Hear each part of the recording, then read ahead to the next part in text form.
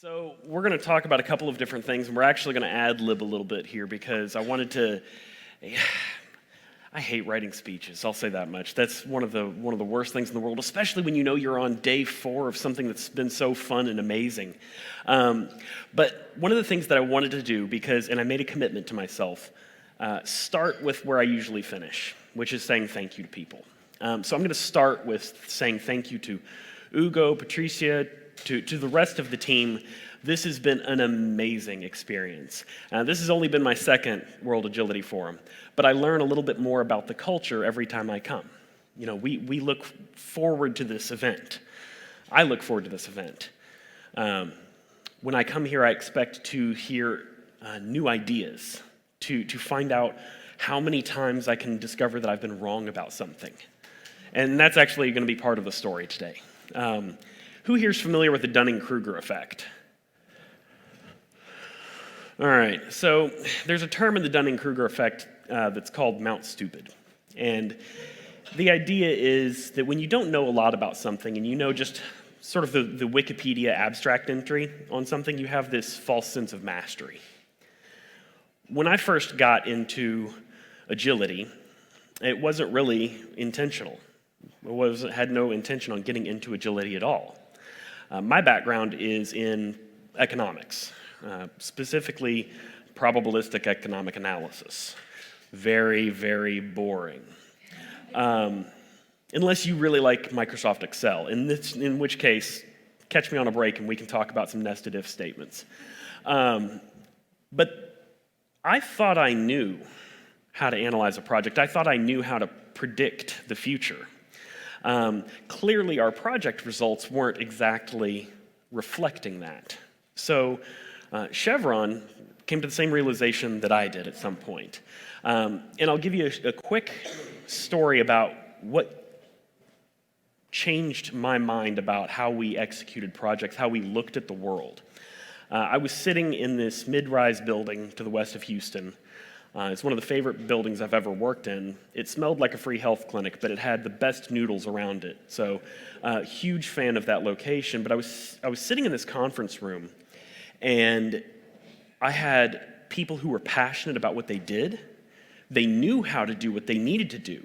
We had a technology that was going to lower the emissions of operations around the world. We were excited. And we were ready to start work. We had the people necessary in the room to get it done. But it's almost as if someone had started to turn the lights down in the room. Because what we discovered was that, no, it's not time for Brian and the team to go out there and pilot this technology and learn and change the world. It's time for us to build a PowerPoint deck. Yeah, if we could make money off of PowerPoint slides, our stock could be through the roof. I'm sorry, am I allowed to mention stock or shareholders here? Sorry. Publicly traded companies, anyone? So one of the things that we ran into was that waiting game. It took almost as long to get on the calendar of the leaders that needed to look at that PowerPoint deck, pretend that they knew what they were talking about, and rubber stamp the decision, as it did for us to pilot the technology itself. At the end of that experience, I remembered thinking, this cannot be how serious people make decisions. This can't be how adults do things. I was only 24 at the time, but I knew if this is going to be how the next 20 years of my life are, I need to take up like dancing or something. Trust me, I'm not coming for your gig, man. But that's kind of representative of how Chevron realized we needed to change the way we do things. Chet mentioned making life safe for the worker, the people doing the work. When we kicked off I'm not going to call it a transformation. We thought it was a transformation at the time. We early on realized that can't work. But when we started off on that journey, that was one of the things that underpinned what we did. We knew that we needed to push decisions down to the team level, but we also had to preserve the safety of the team because safety is critical. Who here works in an office? Just an office environment? Okay. Hands down, who doesn't? Who works out in the field? Okay? So at Chevron, if I mess something up, you might get a misspelled PowerPoint. I might be embarrassed standing here on stage. If we mess something up on a rig or on a boat, someone may not go home.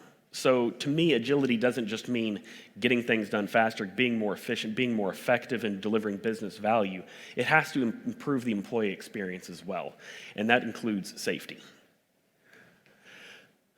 So back in 2018, our CEO kind of said the quiet part out loud and said, we need to change the culture around how we make decisions. And kicked off what was called the decision-making imperative. It sounds very big and flowery, sounds big and fancy, and so we got moving, we got working. And what we learned was the waterfall techniques, the waterfall processes that we used were not actually helping us. They were actually slowing us down. They weren't the long timelines of analysis that I was very guilty of performing in many cases through that economic analysis. They weren't actually helping us. So we sat back and we said, all right, let's just make that faster. Let's move the waterfall faster. And then we looked back and we were like, well, gosh, we've been trying to do that for 10 years. Maybe we need to get an objective look. We need to open a window. So one of the problems with a 150-year-old company that has been reasonably successful over time is you tend to believe that you're successful because you're smart and because you have great ideas. And we do. I will say that one of the things that I love about my job is I get to work with brilliant people every day. But we don't have a monopoly on good ideas. Again, why I love coming here, because I can find out just how wrong I am about so many different things, and I get to fall off the cliff of that Mount Stupid every day. But by finding out that we were wrong about certain things, by finding out that there was so much more to pushing decisions down to the team level, building high-performance teams, there was so much more that we didn't realize was out there. It's that objectivity that you achieve only through externality. There's only so many great ideas that you can create inside your own head. You need to get the viewpoint and perspective of others. And it's through this point that we realized this was not a transformation. There was no agile transformation happening here. This had to be a sustained effort that will live on in perpetuity. We're not going to stop transforming. The world is not slowing down. As was mentioned aptly yesterday, change is moving at the slowest pace as it will right now. It's only going to continue to accelerate. And so our ability to synthesize and take in practices from people who are doing things amazingly well outside needs to keep pace. Additionally, though, we need that objectivity so that we don't accidentally copy the wrong things. I was a huge fan of what were they called? The justice boards from the Tesla thing. I want to copy that. I want to do that. I don't want to do the 44% attrition rate. Sorry. So there's things that I want to copy and there's things that I don't want to copy. Because ultimately, if I copy the wrong thing, someone doesn't go home. And that to me is an unacceptable conclusion. The other piece, and this is going to be where you're going to look at me and say, Brian, this is elementary stuff. Did you know that if you focus on one thing at a time, you're actually a lot better at it than if you focus on 10? I don't know. Kind of funny how that works out. But I'd be lying if I told you that I was on one team. I'm on probably half a dozen. And I feel like that's an achievement for me right now. It's not uncommon for us to find ourselves taking our best and brightest and saying, well, Penny, who's in the back, hi Penny, she's a rock star. She really is. And so when you find someone like that, when you find a Penny in your organization, you tend to try to say, well, she can help here, and she can help here. And that eventually what you do is you take those best and brightest people that you have and you neuter their effectiveness. So in the interest of safety, we looked at this and said, okay, especially in like our pipeline operations environment, we said, hey, we're gonna make sure that each person has one team, they're only on one team, they only talk about one team, and they're only accountable to one team. And lo and behold, employee experience went through the roof. Yeah, the business value did too. But the employee experience did. People were more connected to their deliverable than they ever have been, to their strategy than they ever had been.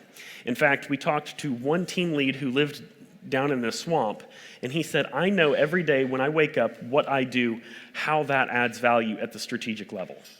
To me, that's winning. Insight through emergent practices is the third tenet of what we're trying to achieve within Chevron. We know that we have come a long way.